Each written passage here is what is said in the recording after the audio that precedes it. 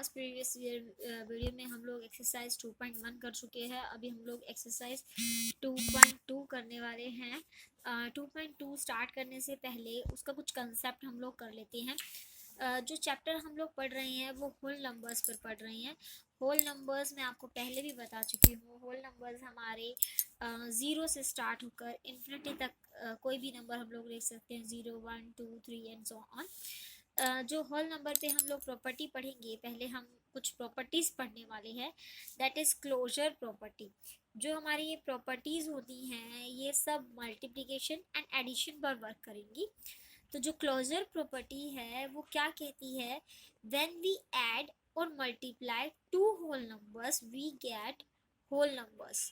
मतलब whole numbers are closed under addition and multiplication. तो हम लोग बोल सकते हैं कि जो हमारे होल नंबर्स होते हैं जितने भी, वो सभी क्लोज होते हैं। मतलब अगर सपोज मेरे पास दो होल नंबर्स हैं ए एंड बी, ठीक है, इन दोनों को अगर मैं मल्टीप्लाई करूं तो भी मेरा जो भी आंसर आएगा वो क्लोजर, वो हमारा होल नंबर से कलेक्ट होगा, होल नंबर होगा हमारा, है ना।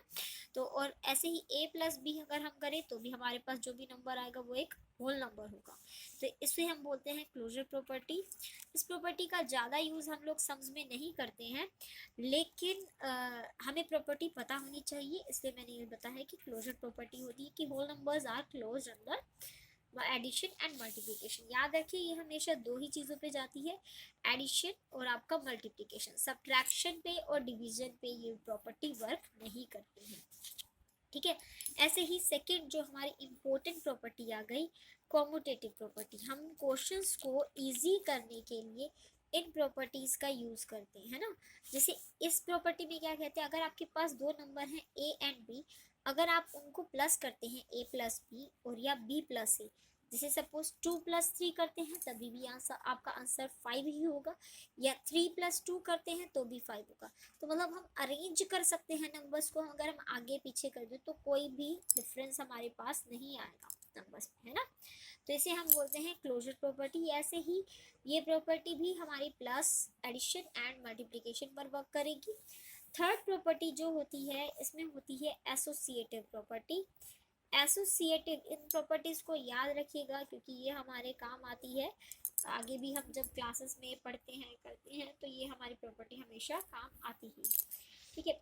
एसोसिएटिव प्रॉपर्टी में क्या होता है, आपके पास तीन होल नंबर है, सपोज ए बी एंड सी, ठीक है। मैं ए बी एंड सी ले रही हूँ क्योंकि ये आर्बिट्रेरी नंबर्स है। अगर 1 2 3 पे करेंगे तो आप कह सकते हो 3 4 पे वर्क नहीं करेगा, क्या 5 6 पे नहीं करेगा, ये सभी होल नंबर्स पे वर्क करेगा। इसलिए मैंने ए एंड बी लिया है जो कि होल नंबर्स हैं मेरे। आप कोई भी नंबर आप ले सकते हैं, 1 2 3 4 5 6, कोई भी नंबर आप हम ले सकते हैं, ठीक है। एसोसिएटिव प्रॉपर्टी में जब हम तीन नंबर्स को ऐसे ऐड करते हैं, सपोज मैं बी प्लस सी को पहले ऐड करूँ फिर उसको ए में कर दूँ तो, या फिर ए प्लस बी करूँ और प्लस में सी, जब भी आपको तीन नंबर्स को आप ऐसे अरेंज कर रहे हैं तो इनको आप एसोसिएटिव प्रॉपर्टी लिख सकते हैं। ब्रैकेट में आपको क्वेश्चन हमेशा दिया होगा कि सम बाय यूजिंग सुटेबल अरेंजमेंट और इस टाइप से, तो आप तभी ये प्रॉपर्टीज का यूज कर सकते हैं। थर्ड आएगा आपका डिस्ट्रीब्यूटिव प्रॉपर्टी, जो सबसे इंपॉर्टेंट प्रॉपर्टी है। डिस्ट्रीब्यूटिव प्रॉपर्टी में क्या करते हैं, हमारे पास तीन नंबर्स होंगे ए बी एंड सी, लेकिन एक नंबर के साथ साइन भी दोगे, एडिशन और मल्टीप्लिकेशन। सपोज मैं ए plus B sorry A multiply B और बी प्लस सी लेती हूँ तो ये हमारा क्या हो जाएगा, ए बी प्लस ए सी। यदि आप तीन अलग अलग नंबर्स देखते हैं और दो ऑपरेशन मतलब प्लस और मल्टीप्लिकेशन को एक साथ देखते हैं तो मतलब हम क्या यूज कर रहे हैं, डिस्ट्रीब्यूटिव प्रॉपर्टी। अब हम चलिए क्वेश्चंस पर आते हैं। Exercise 2.2 first question, find the sum by suitable rearrangement. जैसे 837 208 363 ऐसे हमारे नंबर है। जब सुटेबल रीअरेंजमेंट बोल दिया तो हम लोग इसको सबको इजी करने के लिए हम लोग क्या चेक करते हैं, जैसे 7 और 8, अगर हम लोग 7 और 8 को प्लस करें तो हमारा 15 आता है, लेकिन ऐसे 7 और 3 को करें तो हमारे पास यूनिट प्लेस में 0 आ जाएगा, दैट इज 10 होता है। तो हम लोग क्या करेंगे, पहले 837 और 363 इनको पहले ऐड कर लेंगे और 208 को बाद। तो इसका मतलब हम लोग एसोसिएटिव प्रॉपर्टी यूज कर रहे हैं। यहाँ पे हम लोग लिख सकते हैं कि हम लोग यूज कर रहे हैं associative property. Like first question A part में जैसे हम लोग लिख रहे हैं 837 208 363। अब मैं इन दो नंबर्स को जब फर्स्ट में ऐड कर रही हूँ तो दैट मीन्स मैं लिख रही हूँ 837 प्लस 363 और प्लस 208। ठीक है, जब मैं इसे ऐड करती हूँ तो मेरे लिए बहुत ही ईजी हो जाता है ये ऐड करना, क्योंकि मैं डायरेक्ट ऐड कर सकती हूँ। 7 plus 3 10, 1 carry, 6 plus 3 9 1 10, 8 plus 3 11 plus 2 12। ठीक है, 208 तो मैं इसको लिख सकती हूँ और साइड में लिख सकती हूँ मैं क्या, एसोसिएटिव प्रॉपर्टी। ठीक है, ये प्रॉपर्टीज लिखना ज़रूरी होता है। ये इसलिए भी लिखवाई जा रही है ताकि आपको आगे के लिए भी याद रहे। और जब हम लोग बचपन से मतलब जब बेसिक कंसेप्ट हम लोग मेन प्रॉपर्टी से सीखते हैं तो हमें आगे प्रॉब्लम नहीं होती है मैथ्स में। सेम इसी तरीके से आप यहाँ पे पेयर बनाएंगे तो हम लोग यहाँ पे कॉम्यूटेटिव प्रॉपर्टी भी लिख सकते हैं। तो कुछ बच्चे जैसे सुटेबल अरेंजमेंट लिखते हैं तो हम लोग उसमें प्रॉपर्टी का यूज़ करेंगे तो वो बेस्ट रहेगा। ठीक है, तो जैसे नेक्स्ट आ गया 1 7 6 जैसे 2 को 50 से करेंगे, हमें पता है क्या होता है 100 होगा। तो पहले हम इन दोनों को मल्टीप्लाई करेंगे, उसके लिए बाद में हमें इससे मल्टीप्लाई करेंगे। ऐसा करने से हमें मल्टीप्लिकेशन करने की ज़रूरत नहीं पड़ेगी, हम लोग इजीली कर सकते हैं। ये प्रॉपर्टीज़ हमें तभी इसीलिए ही सिखाई जाती है कि हम अपने वर्क को ईजी बना सकें। ठीक है, अपनी कैलकुलेशन को बना तो देखो पहले 2 से हम मल्टीप्लाई करते हैं इसको, फिर जो आंसर आता है उसको 50 से करते हैं। तो ये बेस्ट है कि हम अरेंजमेंट चेक करें और इनको मल्टीप्लाई करके डायरेक्ट ऐसे कर लें।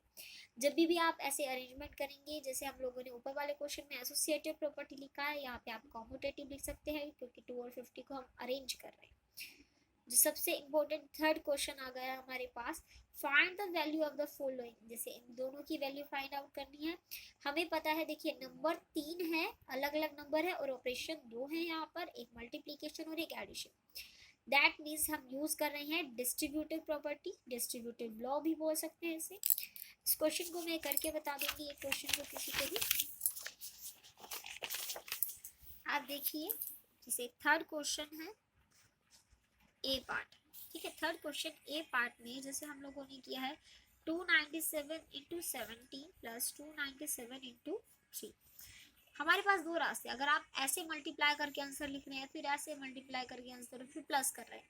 लेकिन क्वेश्चन में दिया गया है फाइंड द वैल्यू या यहाँ पे सुटेबल प्रॉपर्टी दे दिया गया है, तो आपका आंसर रॉन्ग हो जाएगा। आंसर आपका करेक्ट आएगा लेकिन क्वेश्चन का मेथड रॉन्ग होगा तो मैं उसमें मार्क्स नहीं दूंगी। ठीक है, तो हम लोग क्या करेंगे 297, हमें पता है डिस्ट्रीब्यूटिव लॉ में क्या होता है हमारे पास, जैसे a इंटू बी या a इंटू सी या ए बी इंटू में ए सी लिखूँ तो हमारे पास वो होता है a इंटू बी प्लस सी, यही होता है ना। तो यहाँ पे जो कॉमन है 297 दोनों पार्ट्स में है, तो हम लोग क्या करेंगे 297 को बाहर लिखेंगे, अंदर लिख सकते हैं 17 प्लस 3, क्योंकि हमारे पास यहाँ पे क्या बचता है 17, दैट इज बी और सी 3। तो 297 इंटू 20, तो ये क्वेश्चन बहुत इजी हो जाता है क्योंकि हमें पता है जीरो किसी के साथ भी अटैच हो तो उसको हम एज इट इज लिखते हैं और ऐसे इसको मल्टीप्लाई कर देते हैं। 2 7 ज़ा 40, 2 9 ज़ा 18, 90, 2 2 ज़ा 4, 1 5। आ गया ना, कितना इजीली हम लोग क्वेश्चन को कर रहे हैं। नहीं तो सोचो आप पहले 17 से मल्टीप्लाई करोगे, फिर 3 से करोगे, फिर एडिशन करोगे और सपोज कहीं पे आपका मिस्टेक हो गया कैलकुलेशन तो आंसर रॉन्ग हो जाएगा। लेकिन यहाँ पे हम लोग कितना इजीली कर देते हैं बाय डिस्ट्रीब्यूटिव लॉ या डिस्ट्रीब्यूटिव प्रॉपर्टी। ठीक है, जिसको ना समझ में आए वो बता सकता है, कमेंट सेक्शन में कमेंट भी कर सकता है। नेक्स्ट क्वेश्चन है, आप बाकी सभी क्वेश्चन जैसे ही कर लेंगे। यहाँ पे माइनस है तो हम माइनस लिख देंगे बीच में, जैसे यहाँ साइन में हमने प्लस लिखा है ना, इधर यहाँ पे माइनस लिख दोगे आप। ठीक है, अब ऐसे ही हम लोग करते हैं question number 4, find the product using suitable property. देखिए प्रोडक्ट फाइंड आउट करना है लेकिन साथ में क्या दे दिया, प्रॉपर्टी। तो जो भी बच्चा इन दोनों को मल्टीप्लाई करके आंसर लिख के लाएगा या एग्जाम में करेगा तो वो कम्प्लीटली रॉन्ग हो जाएगा। क्वेश्चन नंबर 4 में हम लोग क्या करेंगे 738 इंटू 103 ये दिया गया है। आप इसे लिखेंगे 738, 103 को हम ब्रेक कर सकते हैं 100 प्लस 3। देखिए डिस्ट्रीब्यूटिव लॉ हम ऊपर जैसे पढ़ चुके हैं, ए इंटू बी प्लस सी क्या होता है, ए बी प्लस ए सी। ऐसे यहाँ पे क्या हो जाएगा, हमारे पास दिया है ए इंटू बी प्लस सी, वो हो जाएगा क्या, ए बी प्लस ए सी हो गया। तो इसका मतलब 738 को हम क्या करेंगे, 100 से मल्टीप्लाई करेंगे। फिर ऐसे ही 738 को हम मल्टीप्लाई करेंगे 3 से।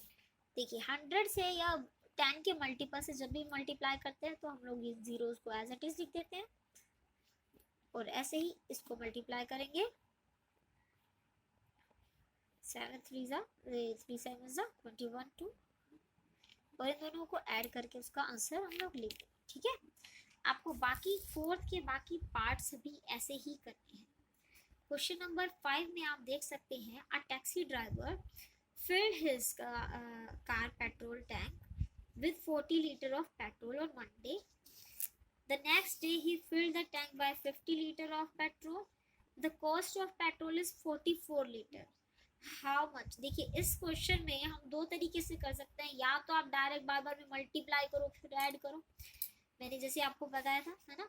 तो हम लोग क्वेश्चन 5th में करेंगे, पेट्रोल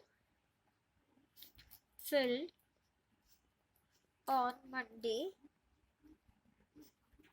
40 लीटर, और on next day या ट्यूसडे लिख सकते हो आप, दैट इज 50 लीटर। ठीक है, तो हमारे पास टोटल सम कितना हो, यहाँ पे कॉस्ट ऑफ पेट्रोल कितनी है हमारे पास, cost of petrol is 44 rupees per litre, है ना, यही दी गई है हम लोगों को, ये कॉस्ट दी गई है।